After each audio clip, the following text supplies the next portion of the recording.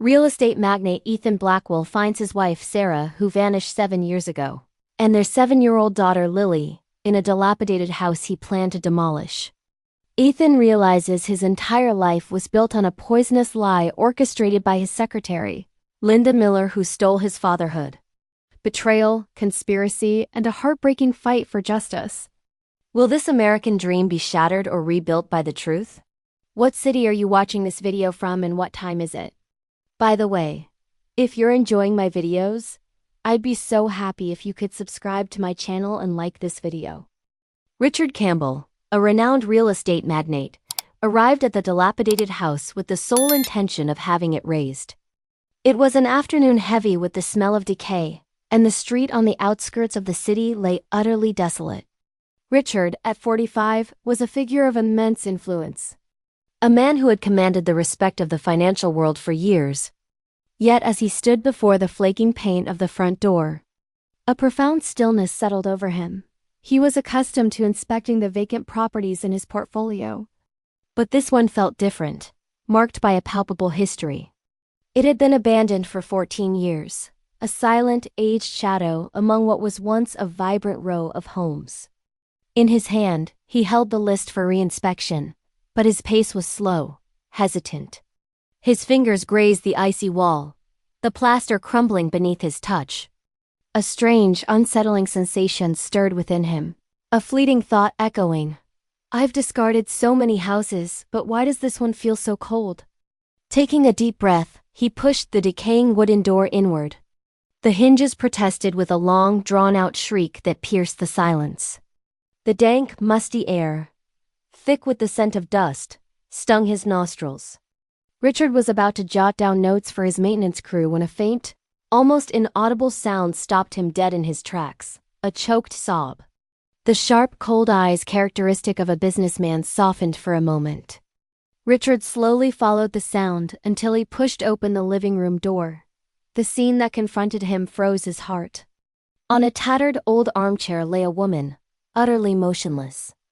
Her clothes were threadbare, mended, and instantly caught Richard's attention. Although her face was emaciated and strands of tangled hair obscured half of it, he recognized her. Elena, his wife, the woman who had vanished without a word 7 years earlier, whom he had believed lost to him forever. Beside her, a little girl, perhaps 7 years old, was sobbing hysterically. Her thin hands shook her mother's arm continuously, her voice broken and trembling. "Mama, wake up! I'm so scared. Mama, please open your eyes." Richard stood petrified, a sharp pain gripping his chest. He rushed to them, kneeling by the armchair, his hand trembling as he gently shook Elena's shoulder. "Elena, my God, what happened to you?" The girl immediately lifted her head. Her tear-filled eyes widened, brimming with caution and fear. The little one recoiled, instinctively putting her arms out to shield her mother, her voice lost in panic. "Who are you?" "Don't hurt my mama."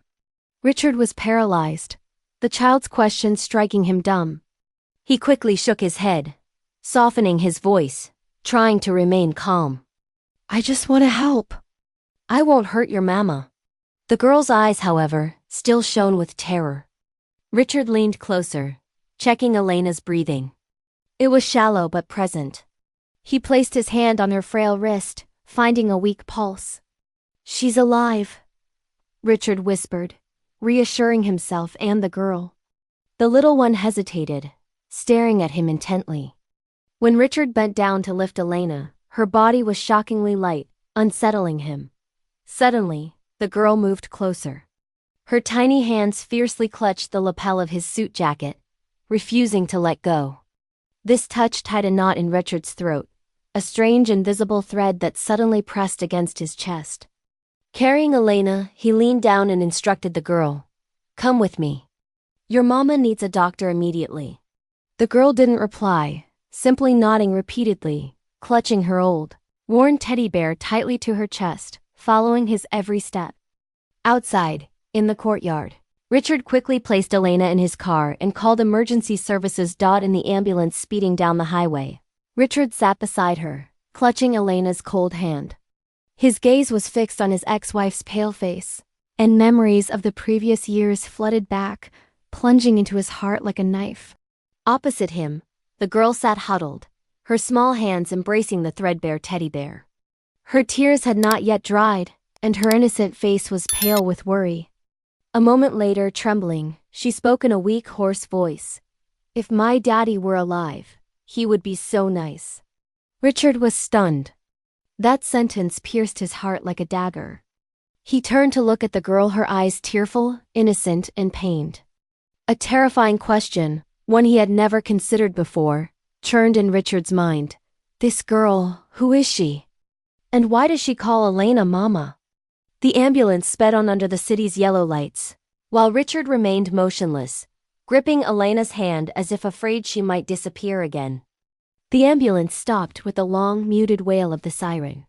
The medical staff quickly lowered the stretcher, and Richard followed close behind, his hands still clinging to Elena's cold one.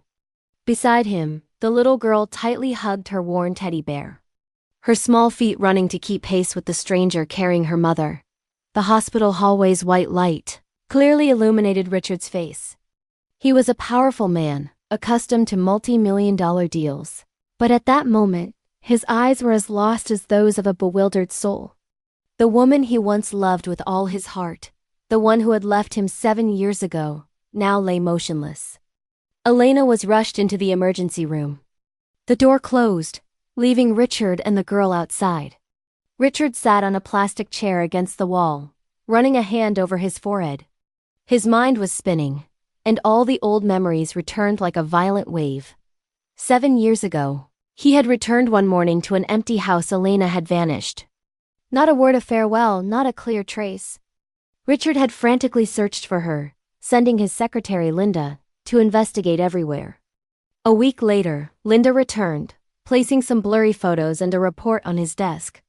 Her voice had been monotonous then, yet full of certainty. She left Richard. "I heard she went with another man, a lover. They had planned it beforehand." Richard clenched the paper, his eyes burning with fury. "Who is this man?" Linda shook her head, her blonde hair slightly swaying. "No one knows his name. They hid it very well. But what's clear is that Elena didn't want to stay with you anymore." Richard held that report for days, brooding over every line, yet there was absolutely no name or clear face of the other man. It was all disconnected phrases Linda had gathered. Nevertheless, in that moment, his heart was broken. He believed Elena had betrayed him and left with someone else. That memory returned now, leaving him motionless in the hospital hallway. He remembered the long nights drinking alone, the times he stood before the mirror wondering where he had failed. "Sir," the little girl's voice brought him back to reality. Richard leaned in. The little one sat beside him, her small hands gently gripping the lapel of his suit jacket. Her clear eyes were still red from crying. "Is she coming back?" "Adults always leave. Like my daddy. Mama says he's in heaven." Richard's heart contracted. He stared at her. A long silence passed before he replied, his voice deep and raspy. "I won't leave you." Sophie's eyes brightened slightly, and she nodded softly. In that gaze, Richard saw something that knotted his throat, a fragile faith but also a burning desire for a father. The room door opened. The doctor, Thomas Green, introduced himself as the on-call night physician. He explained that Elena was merely exhausted and severely weakened, but her life was not in danger if she was cared for. Richard nodded faintly. Sophie whispered a thank you. When she was transferred to a regular room, Elena opened her eyes. She saw Richard, and her gaze immediately turned cold. Her voice was hoarse but firm. "What are you doing here? Don't pretend, don't pity me." Richard did not avoid her gaze, sitting by the bedside and replying slowly. "I just wanted to make sure you and your daughter were safe." Elena turned her face away. Tears silently fell onto the pillow. She didn't want to look at him. She didn't want him to see the tremor in her eyes. For the next few days, Richard did not leave the hospital, managing his work by phone and sitting by the bed at night. Sophie, after initial caution, began to grow accustomed to his presence.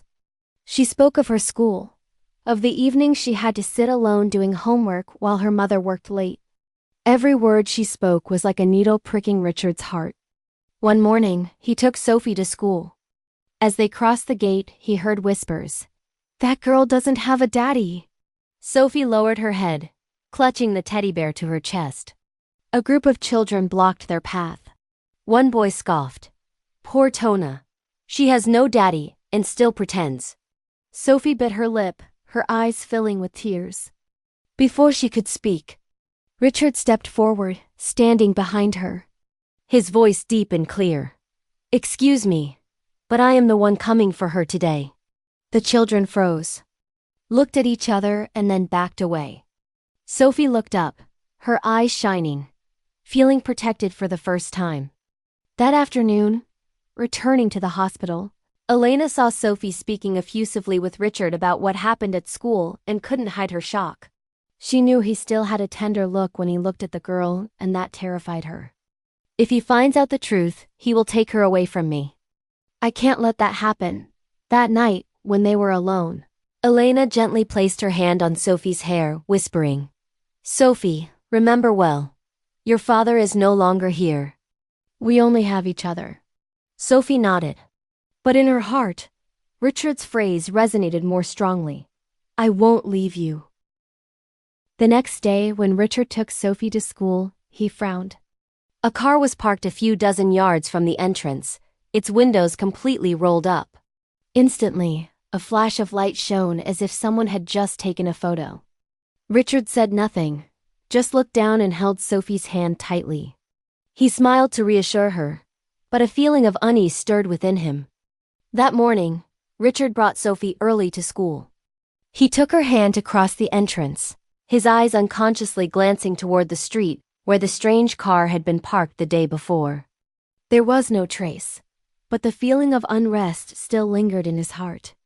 Richard breathed slowly, then leaned down and whispered to Sophie, "Don't worry, go to class. I'll come back to pick you up. No one will hurt you." Sophie looked up and nodded obediently, biting her lip, then smiled slightly, her eyes shining. Richard squeezed her hand once more and waited until she entered the classroom before turning away. Back at the hospital, Richard opened the room door. Elena was sitting up, leaning against the pillow, her hands clasped in her lap. Hearing the sound of the door, she turned. Her shadowed eyes flashed with a hint of surprise, but immediately returned to their cold expression.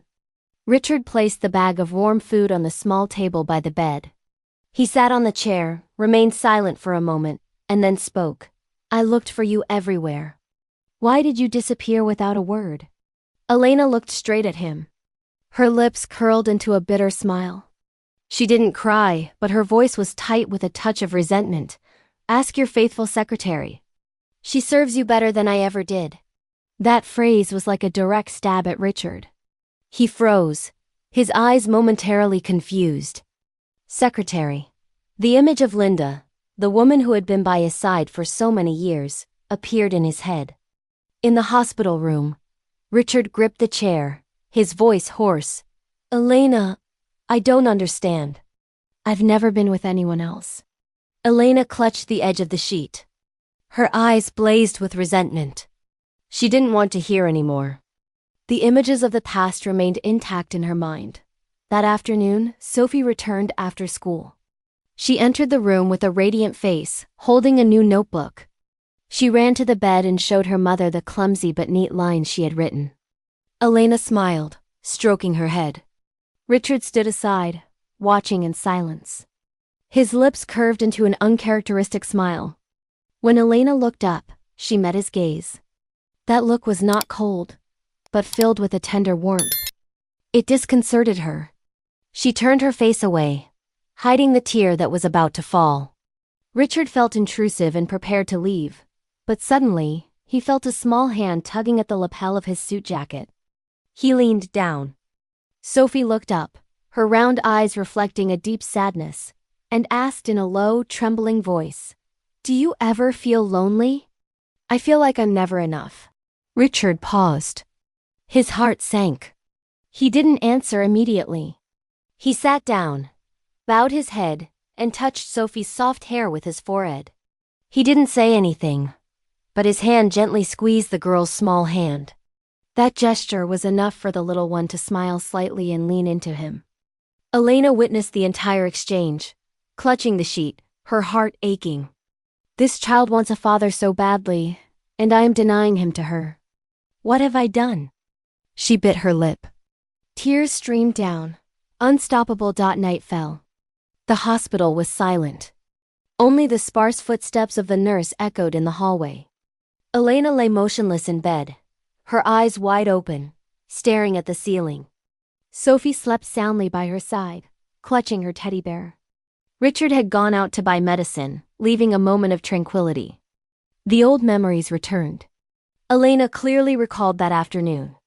Linda had called her to a cafe near the office, placing several photos on the table.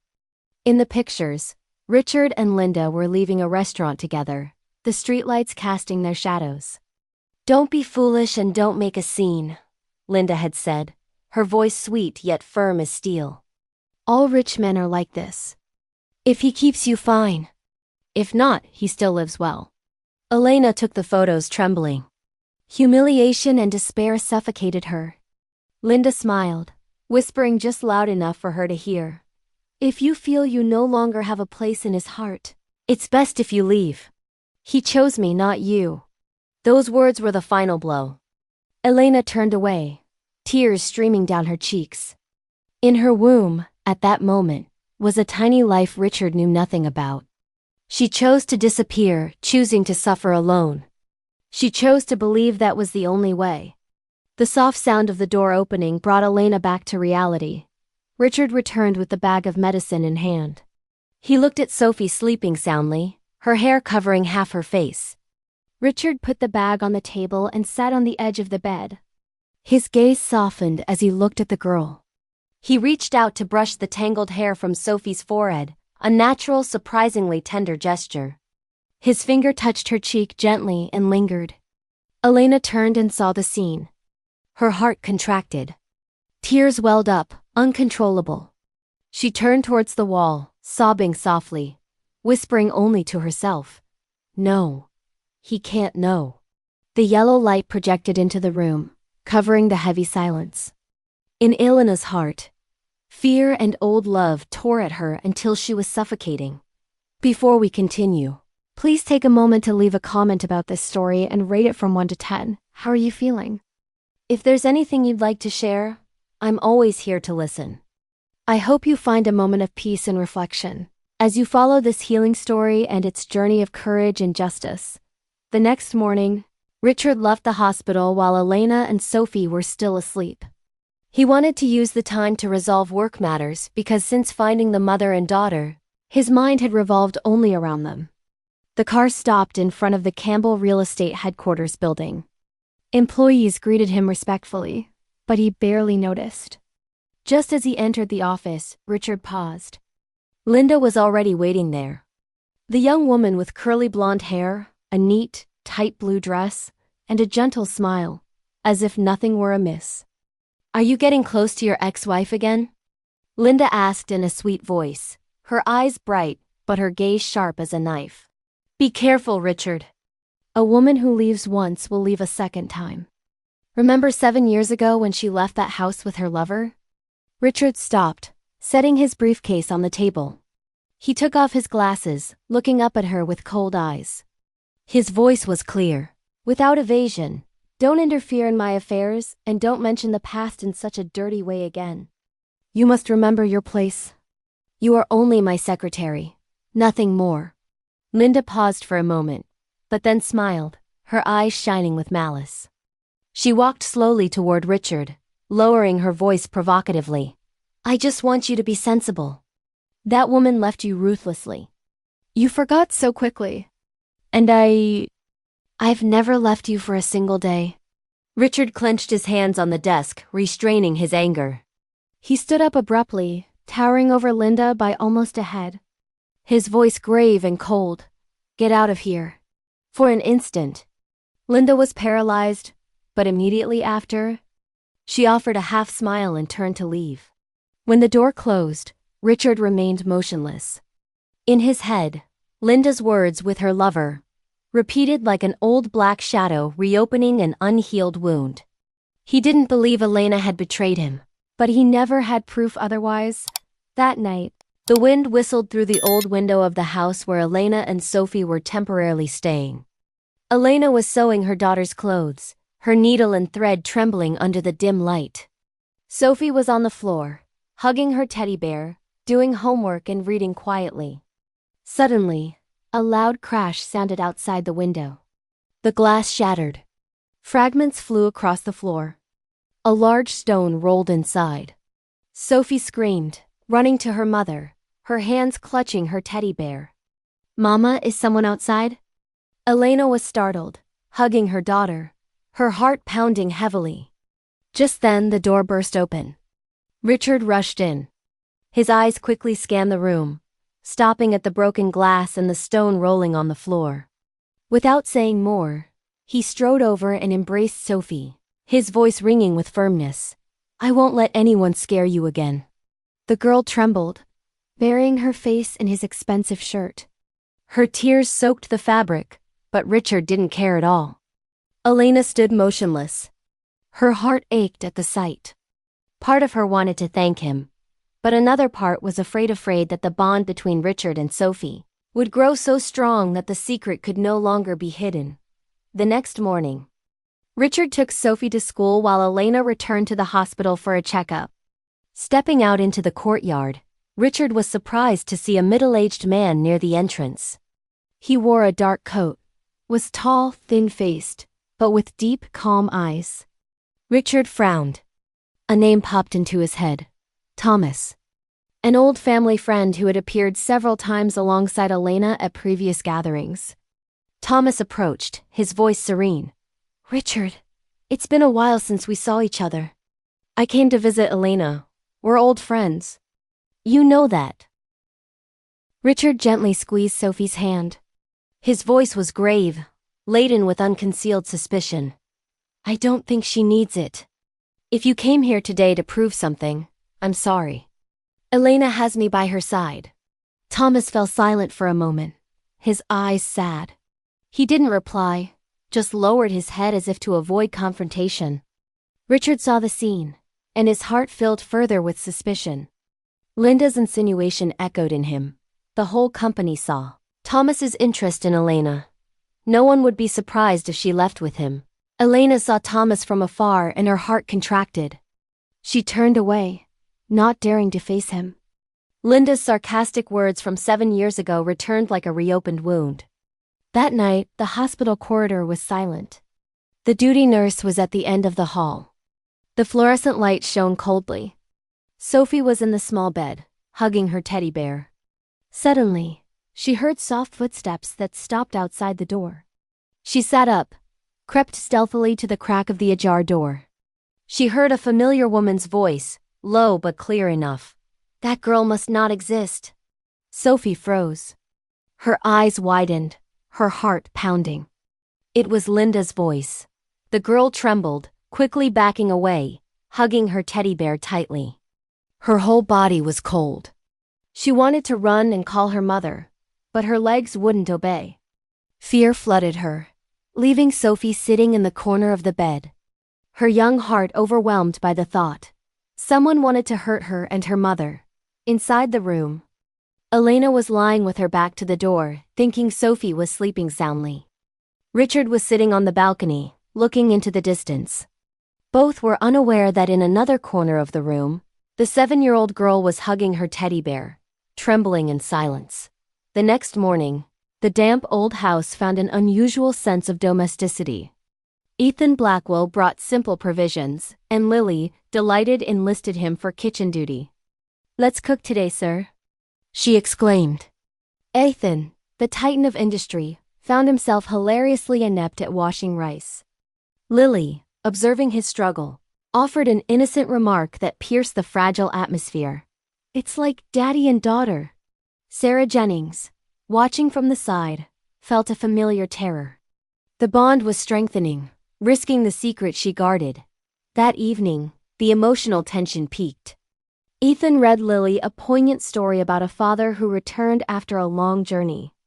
Lily, leaning against him, whispered, "I wish I had a daddy like that." Ethan's heart broke, compelling him to respond with deep sincerity. Sarah rushed forward. "Don't give her false hope. I've been enough to raise her." Ethan stood his ground, his voice firm. "She is yearning for a father, Sarah. I see it."